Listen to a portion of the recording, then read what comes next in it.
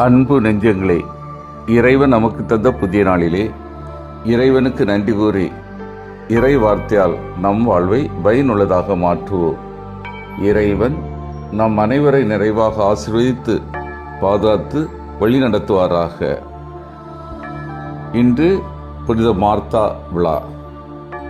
மத்தேயு நற்செய்தி நூல் பிரிவு 13 இறை சொற்றொடர்கள் 44 முதல் 46 முடிய.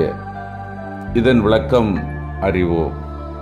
விண்ணரசு விலை மதிக்க முடியாத கடவுளின் அருட்கொடை. அதன் மதிப்பை உணர்ந்தவர்கள் அந்த அருட்கொடையை பெற்று கொள்ள தங்களுக்குரிய எல்லாவற்றையும் துறந்து விட்டுதான் அதை பற்றி கொள்ள முடியும். அப்படி துறக்கப்பட வேண்டியவை வெறும் பொருட்கள் மட்டுமல்ல, மிக நெருக்கமானவையும் இயல்பானவையுமான குடும்ப உறவுகளையும் கூட பின்தள்ள ஆயத்தம் தேவை. அதோடு சீடத்துவத்துக்கு தடையாயிருக்கும் தகவுகள் பழக்கங்களையும் துறக்க ஆயத்த வேண்டும். வாழ்க்கையின் அடிப்படை தேவைக்காக நாம் செய்து கொண்டிருக்கும் வேலையும் கூட ஆண்டவர் அழைத்த சீடர்கள் விட்டுவிட்டு ஆண்டவரை பின்பற்றினார்கள். சீடர்களுக்கு ஆண்டவர் கொடுத்த அழைப்பையும் அறைகோலையுமே புதையல், வெளியேறப்பெற்ற முத்து ஆகிய இரு எளிய ஓமைகளும் விளக்குகின்றன என பார்க்கலாம். அந்த அன்பார்ந்தவர்களே, இன்று புனித மார்த்தா விழாவை மகிழ்வோடு கொண்டாடுகின்றோம். இயேசு அன்பிற்கும் நேசத்திற்கும் உரிய குடும்பத்தை சேர்ந்தவர் மார்த்தா. இவர் மரியா மற்றும் லாசர் என்னும் இருவருடன் பிறந்தவர். இவர்கள் பெத்தானியாவில் வாழ்ந்தார்கள். இவர்களை பற்றி குறிப்பிடும்போது மார்த்தாவிடமும் அவருடைய சகோதரியான மரியாவிடமும் லாசரிடமும் இயேசு அன்பு கொண்டிருந்தார் என்று யோவான் பதிவு செய்கிறார். மேலும் யோவான் நற்செய்தியாளர் பெத்தானியாவில் நடந்த விருந்து ஒன்றில் மார்த்தா இயேசுக்கு விருந்து பரிமாறுவதாகவும் அவருடைய சீடர்கள் லாசரும் அவருடன் இருந்தார்கள் எனவும் மரியா இயேசுவின் பாதங்களை நறுமண தைலத்தால் பூசினார் எனவும் கூறுகிறார்.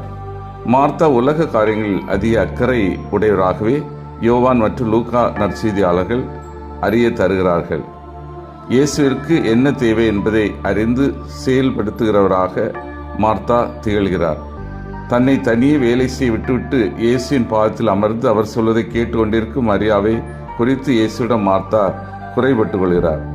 தன் சகோதரன் லாசர் இறந்த துக்கம் தாங்காத மார்த்தா வீட்டில் மண்டிட்டு கிடக்காமல் ஊரின் எல்லையில் இருந்த இயேசுவை சந்தித்து தன் ஆதங்கத்தை கொட்டி தீர்க்கிறார். லாசர் அடக்கம் செய்யப்பட்டுள்ள கல்லறையின் கல்லை இயேசு அகற்று செல்லும் போது 4 நாள் ஆயிற்றே, நாற்று அடிக்குமே என்று யதார்த்தமாக பேசுகிறார். இயேசுவின் வளர்ச்சியில் மகிழ்ந்த துயரத்தில் கலங்கிய நல்ல குடும்பமாக, நல்ல நண்பர்களாக மரியா லாசருடன் மார்த்தாவும் இருந்தார் என்பது இன்று நமக்கு ஆனந்தமே. அன்பார்ந்தவர்களே, இன்றைய நற்செய்தி மார்த்தாவின் நம்பிக்கை நமக்கு பெரிய பாடமாகிறது. அவர் துயரத்தில் இருந்தாலும் இயேசுவில் நம்பிக்கை இழக்கவில்லை.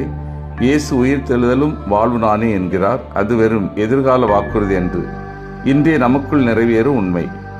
நம்பிக்கை கொண்டவருக்கு இறப்பு முடிவென்று, அது நிலையான வாழ்வின் நுழைவாயிலாகும். புனித எஃப்ரேம் சிரியன் கூறுகிறார், இயேசுவை நம்பும் நம்பிக்கை மரணத்தை பயமின்றி எதிர்கொள்ள செய்கிறது. அன்பும் நம்பிக்கையும் கொண்டவர்கள் கல்லறை வரையிலும் அல்ல, அதற்கு அப்பாலும் இயேசுவோடு இணைந்திருப்ப. நம் வாழ்வில் துன்பம், இழப்பு, மரணம் வந்தாலும் உயிருள்ள ஆண்டவர் இயேசுவின் கைகளில் நம்மை ஒப்படைக்க வேண்டும். இறந்தவர்களுக்காக அன்றாடம் ஒரு சிறு மன்றாட்டு செய்யவும், நம்முடைய நம்பிக்கையை இயேசுவில் புதுப்பிக்கவும் பழகுவோம். இது நமக்குள் உயிர்த்தெழுதல் நம்பிக்கையை உறுதியாக வேறொன்று செய்யும். சிந்தித்து தியானித்து செயல்படுவோம். இறை நம்பிக்கையில் நான் உறுதியாக உள்ளேனா? பிறரை நான் இதயபூர்வமாக உபசரிக்கின்றேனா? இயேசுவின் அன்பை புரிந்து வாழ்கின்றேனா? மன்றாடுவோமாக. வல்லமை மிக்க இறைவா, நாங்கள் அனைவரும் இறை நம்பிக்கையில் உறுதியாக திகழவும், பிறரை இதயபூர்வமாக உபசரிக்கவும், இயேசுவின் அன்பை புரிந்து செயல்படவும் வரம் தாரும். ஆமீன்.